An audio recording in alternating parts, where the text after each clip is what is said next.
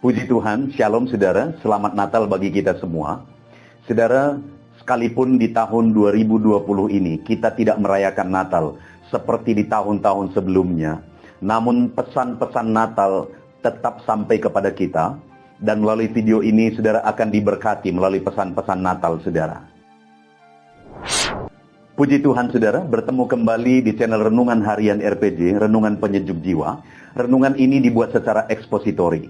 Apakah saudara rindu diberkati melalui renungan ini? Silakan di-subscribe dan di-share renungan ini sehingga lebih banyak orang akan diberkati melalui channel renungan ini, saudara. Puji Tuhan, saudara, di dalam video ini kita akan merenungkan tentang pesan-pesan Natal, saudara.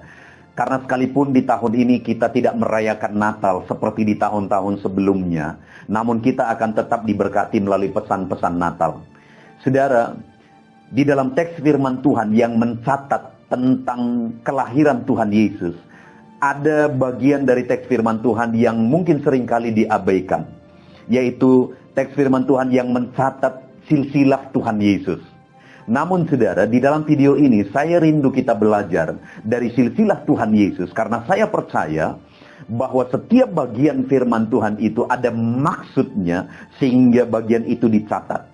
Dan saya percaya saudara, hari ini dengan kita merenungkan tentang silsilah Tuhan Yesus, kita akan diberkati saudara. Mari kita sama-sama melihat teks firman Tuhan saudara, di dalam Matius pasal yang pertama. Mulai ayat 1 sampai ayat yang ke-17 saudara. Namun kita tidak akan membaca semuanya dari ayat-ayat ini. Yang saya ingin kita lihat di sana saudara adalah bahwa lazimnya saudara, ketika satu silsilah dicatat, maka nama-nama yang disebutkan di sana adalah nama-nama laki-laki. Itu kebiasaan orang Yahudi. Kalau kita lihat misalnya ke kitab Tawarikh saudara, di mana di sana banyak sekali dicatat tentang silsilah-silsilah, maka kita akan menemukan bahwa nama-nama yang disebutkan di sana adalah nama-nama laki-laki. Tetapi dalam silsilah Tuhan Yesus ini, saudara, ada 5 perempuan yang disebutkan di sana. Dan saya percaya ada maksud Tuhan ketika menyebutkan perempuan-perempuan ini dalam silsilah Tuhan Yesus. Dan dari sana, saudara, saya ingin kita belajar ada 3 hal yang akan memberkati kita semua. Saudara, kita akan melihat di ayat 3 misalnya.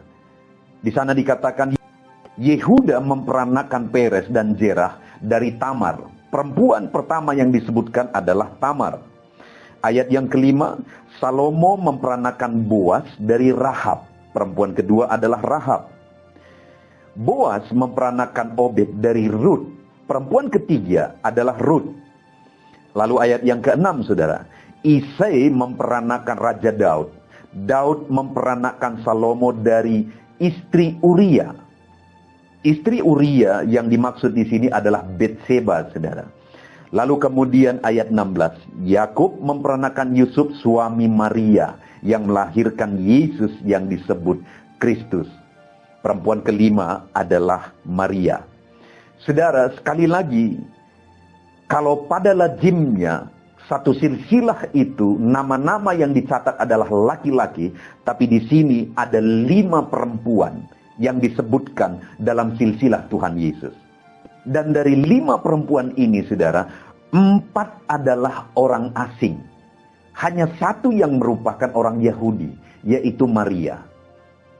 Jadi, saudara, hal pertama yang saya ingin kita renungkan bersama adalah bahwa ketika Matius menyebutkan nama-nama perempuan ini, dan dari ke-5 perempuan tersebut ada 4 orang asing yang bukan orang Yahudi. Hal yang bisa kita belajar di sana, saudara, adalah bahwa Tuhan bisa memakai siapa saja.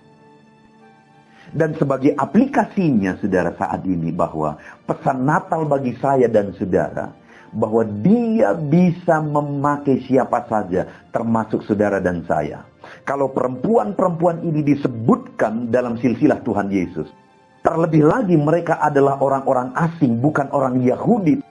Artinya bahwa siapa saja bisa dipakai, maka saat ini saya dan saudara juga bisa dipakai oleh Tuhan.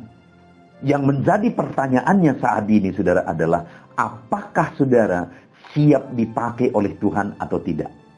Karena pada dasarnya Tuhan bisa memakai setiap kita. Dan yang kedua, saudara, yang saya rindu kita renungkan, ketika Matius menyebutkan 5 perempuan ini tadi, maka ada tiga dari kelima perempuan ini tadi yang punya cacat di masa lalu mereka. Di mana perempuan pertama yaitu Tamar. Tamar ini adalah orang asing.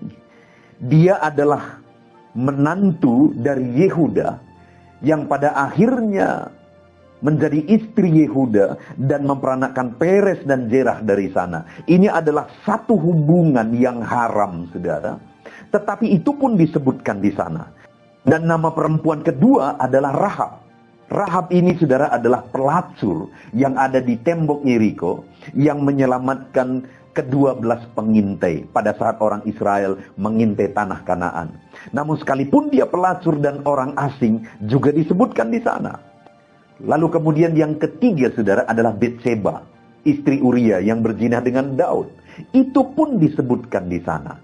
Artinya apa, saudara? Hal kedua yang bisa kita renungkan di sini adalah bahwa Tuhan bisa memakai siapa saja dan bagaimanapun masa lalu mereka. Mereka ini adalah perempuan-perempuan yang punya masa lalu yang begitu gelap. Tetapi mereka bisa dipakai oleh Tuhan. Itu artinya, saudara, bahwa siapapun kita dan bagaimanapun masa lalu kita bisa dipakai oleh Tuhan. Yang menjadi pertanyaannya adalah, apakah saya dan saudara siap dipakai oleh Tuhan?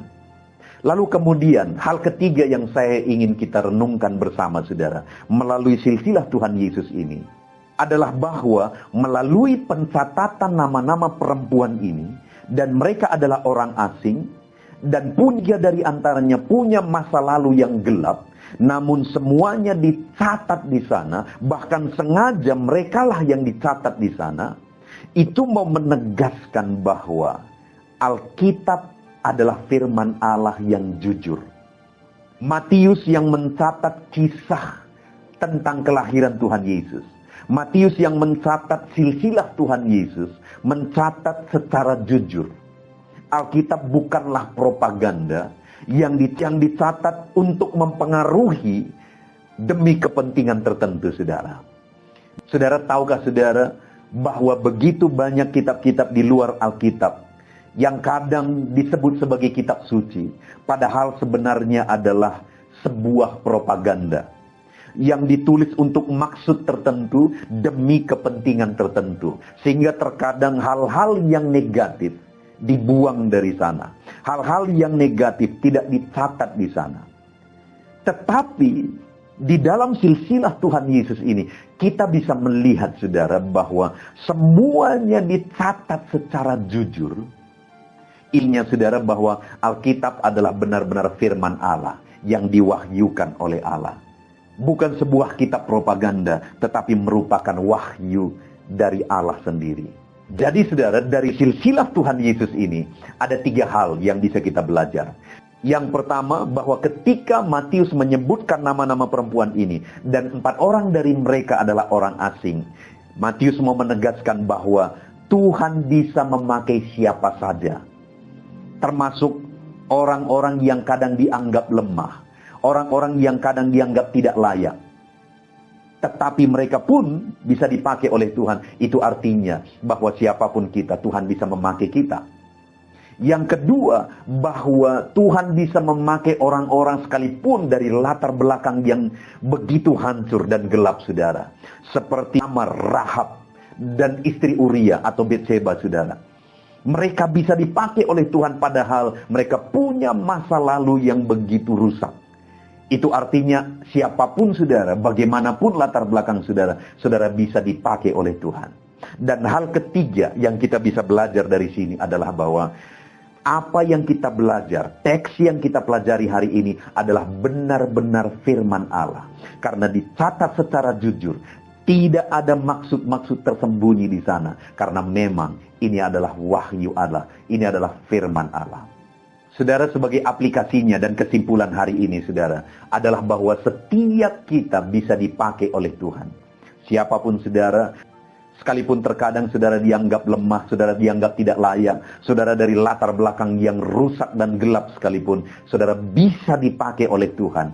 Dan firman Allah yang merupakan wahyu Allah, itulah yang menegaskan hal itu kepada kita semua hari ini, saudara. Puji Tuhan, saudara. Itulah pesan Natal bagi setiap kita. Biarlah hari ini kita sama-sama berkata kepada Tuhan, Tuhan, ini aku siap dipakai oleh Tuhan. Dan Tuhan akan memakai setiap saudara. Tuhan memberkati saudara. Mari kita berdoa, saudara. Terima kasih Bapa di sorga, saat ini kami bersyukur buat firman-Mu, di mana kami sudah belajar dari silsilah Tuhan Yesus, bahwa setiap kami bisa dipakai oleh Tuhan. Bahwa bagaimanapun latar belakang kami bisa dipakai oleh Tuhan. Dan bahwa teks yang kami pelajari hari ini adalah firman Tuhan yang iya dan amin. Itu artinya kami bisa memegang kebenaran firman-Mu. Terima kasih Bapa di sorga, ini kehidupan kami, pakai setiap kami Tuhan. Di dalam nama Tuhan Yesus Kristus, kami bersyukur dan berdoa. Amin.